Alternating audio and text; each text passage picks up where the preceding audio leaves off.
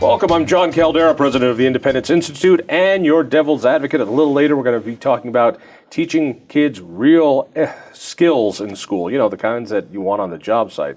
But first, Reopening Colorado. From Reopen Colorado, Joe Oltmann, thank you for being here. Hey, thanks for having me. I appreciate it. All right. So, Reopen Colorado presupposes Colorado's closed. I went to my pizza place today. I got a slice.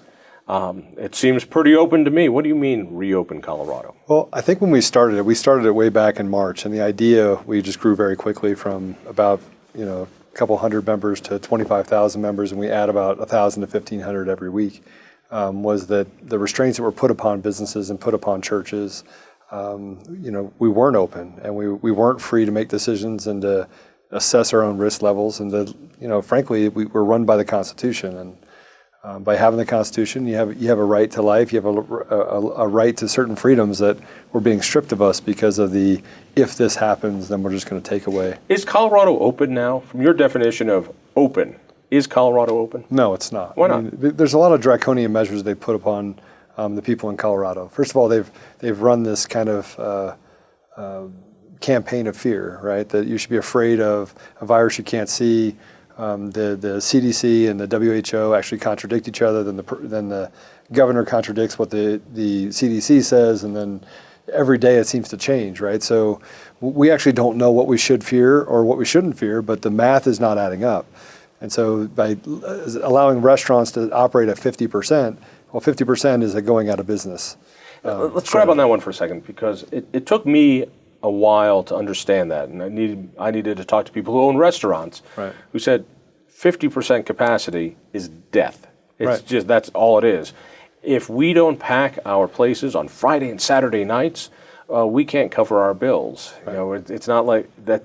There's just not enough volume to do it, and so you're just slowly killing us. It's why so many restaurants are going to be permanently closed. I've heard that 1 out of 4, 1 out of 5 may never reopen. So it feels like it's opening, but it's not really opening. To think that to have a summer without concerts, to have a summer without festivals, to have a summer without the bike races and the events or the kids' camps where they really actually can touch each other and play ball.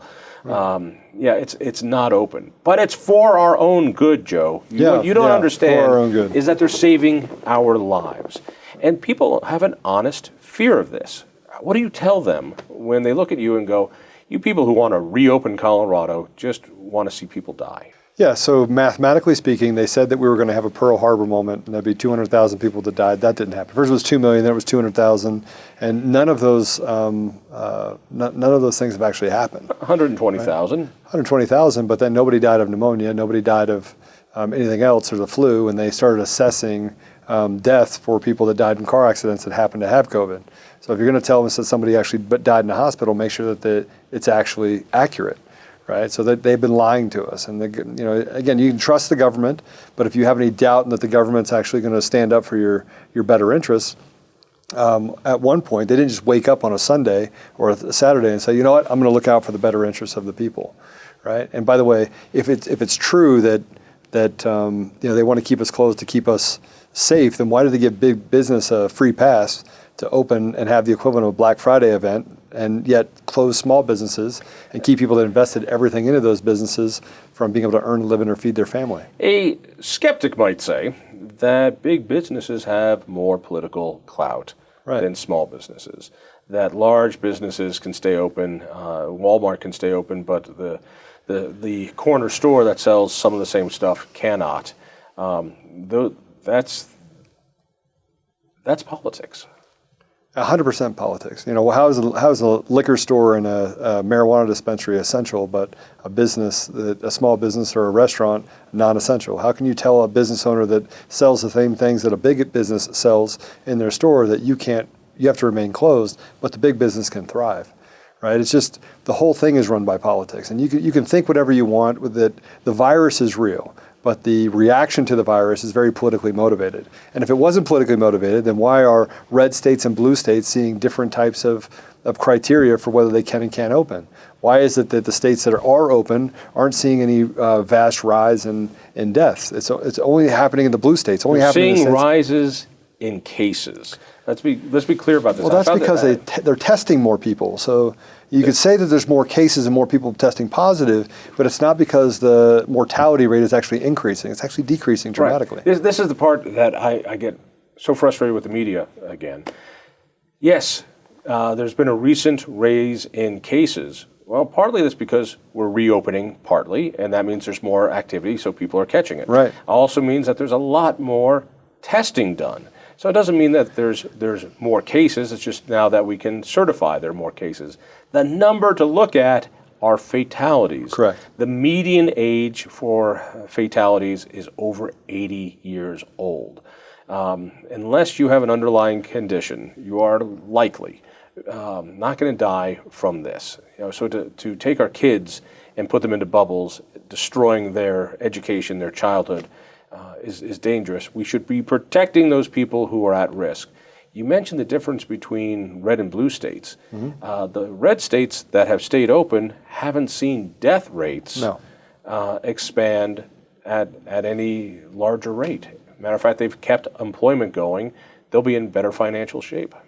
And I truly believe that most people in Colorado or across the nation have had enough of this kind of draconian push down on your rights type of environment.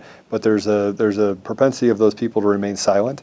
And so this minority actually just bullies people into, you need to wear a mask, this is what you need to do. It's not just bullying, it's the law. Right. When the law says you have to wear this mask, you have to wear this mask. I'll never wear a mask. And the law says you have to, you can't see your doctor, the doctors can't open, and they're not going to open. Right. That the power of law is good. So what is it that you want? What is it that Reopen Colorado is fighting for? So when we started the Reopen Colorado movement, it was just hey, we just want to reopen Colorado, bring people together within different industries and churches and educators in the market, teachers, to open up and to have more sensible standards put in place that allow people to choose their own risk. And so if you're immune compromised or you're advanced in age or you're at risk, then you should stay home. We should be sequestering those people, not sequestering the entire society and making it more difficult for people to feed their families and thrive in the economy. So we moved it from Reopen Colorado to the FEC Colorado movement, which is actually a company, and that stands for Faith, Education, and Commerce. Not the Federal Elections Commission. No. FEC Colorado, Faith, Education, Commerce. Right. Why'd you throw the word faith in there? The word faith is a dog whistle to some and a repellent to others. Right. Why the word faith? Because faith is Muslims, Christians, Jews, Hindus, atheists. Atheism is by itself a religion because it's the belief that you don't believe in something, right? So, but giving them the opportunity for these churches and mosques and synagogues and others to have a voice, to stand together. We believe that there's power in numbers, and so you can actually stand together influence. towards what end? Stand together so that they actually can make choices for their congregations, to feed their congregations spiritually. And right now, they're not. People need that. It's almost as much as food, right? That they need the spiritual nourishment.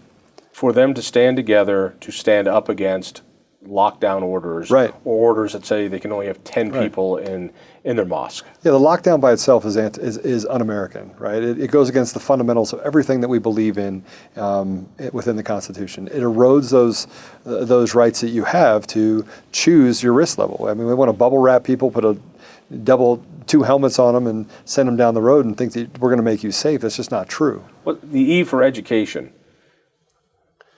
Well, what are you trying to do in education? We want schools to open without limitations in the fall, right? We think that the next pandemic, actually it's not, mathematically speaking, the next pandemic is going to be youth suicide, right? Mental health issues, because we're keeping kids separated. We're making them do distance learning. It's just proven to be a disaster for lots of parents across Colorado and across the country. So we want them to open. They're the least at risk. The math says, the science shows that they're not at risk of death, right? They're not at risk. What you're going to hear is that, but they could become carriers and bring it home to grandma. Okay, then those kids that have that environment should stay home. we should not just be putting this blanket across society and saying, hey, listen, everyone has to go to the least among us, right? To the weakest among us. That's just is not a practical or sensible way to run a society, whether we're talking about this pandemic or we're talking about any other disease that hit the shores of the U.S. We didn't do this with the Ebola. We didn't do this with SARS. We didn't do any of the things that were happening, which leads me back to the fact that this is politically motivated and they're weaponizing the media and they're weaponizing technology. I want to get to that, us. but let's finish with C. Faith, education, commerce. Commerce. What? So on the who are you trying to organize in commerce? Well, I mean, organizations like the Chamber of Commerce and the Restaurant Association, other associations supposed to stand up for industry, were anemic during the shutdown, right? They just went We're getting paid off. Right. Well, I mean, yeah, it all becomes political. We come back to that political, who has the most interest involved in this, and it's not the interest of the organizations or the companies. It's the interest that they have related to political leadership. So we want to basically give the voice back to businesses, to businesses, and say, hey, listen, you become a part of this organization. We're going to put some teeth into it. We're going to hire attorneys. We're going to go to the mat. We're going to start suing the state. We're going to make sure that you have access to tools. We're going to lobby you together. So when we decide that we want to show up to the Capitol, we show up 10, 20, 30,000 strong. So it feels like they have more, and they're more empowered to make decisions or influence decisions because they're what really matters. All the decisions that are being made right now are being made without the community's consent. All of them, right? So that if they truly represent us, why don't they represent us? Why are they acting like they're our daddy or our mommy, and that they're going to look out for our better interests while we burn our community? You do mathematics for a living. You do AI. You do database work, and I've heard you say before that this is the math doesn't add up, or maybe the math does add up. That it's interesting that on an election year is when we have COVID. It's on an election year where we have Black Lives Matter to a boiling point. On an election year where the media is overreacting to all these things. 4 months ago, we had record unemployment. Right. Record unemployment for blacks, Hispanics.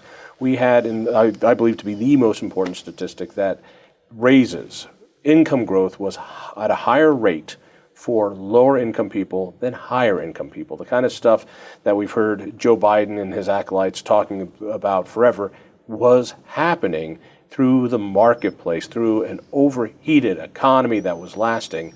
And the only thing that could stop it was a government-mandated depression. And that's what we have now, a government-mandated shutdown. Coincidental? No, not at all. Why not? Well, we can trace it all the way back to when Trump was elected. They said the stock market would crash. It didn't. It went up. Then you had the Russian probe. Then you had the impeachment. None of that stuff worked. The economy still hummed along, did the things it was supposed to. The bones of the economy were actually improving. He renegotiated China. He renegotiated the NAFTA. He renegotiated a bunch of things that were taking from the American people, right? And none of those things worked. But you have this faction that on the left that literally just keeps doing more and more and more. They predicted. They said we want the economy to crash so that Trump won't be reelected, right? So it's not mathematically possible to have all of these things happen. Then all of a sudden we have a pandemic. Then we're going to shut down our entire economy and then behind that we're going to have the Black Lives Matter movement. We're going to abandon our reasonableness and logic and let them basically destroy and deface our entire society, tear down statues, and which, by the way, if you want to address the problem, let's address the problem. But let's not have a conversation about how this is actually helping any sort of movement towards racial equality, because it's not. You say that as a man from a mixed race family. Yeah, so my dad is black, my mom is white, my whole family's interracial. Blacks hated me because my mom was white, whites hated me because my dad was black. I grew up in Washington, D.C., so you're not talking to someone that hasn't faced racism in 100 different ways. I have. My companies look like the United Nations. I have 34% minorities, 71% women, right? We have one of the highest pay rates in any of our companies that you'll find in marketplace from industry to industry. So people want to get involved with FEC. Where do they go? They go to fecunited.com/Colorado. FEC-United/Colorado. fecunited.com/Colorado. Yeah. Joe, thank you so much. We'll do this Absolutely. again. Thanks a lot. If you enjoyed that conversation, by all means, click one of these other great programs. We have the best conversations with the most fascinating Coloradans. and subscribe to our channel. Just click down below and hit that little bell button too. You don't want to miss a single show.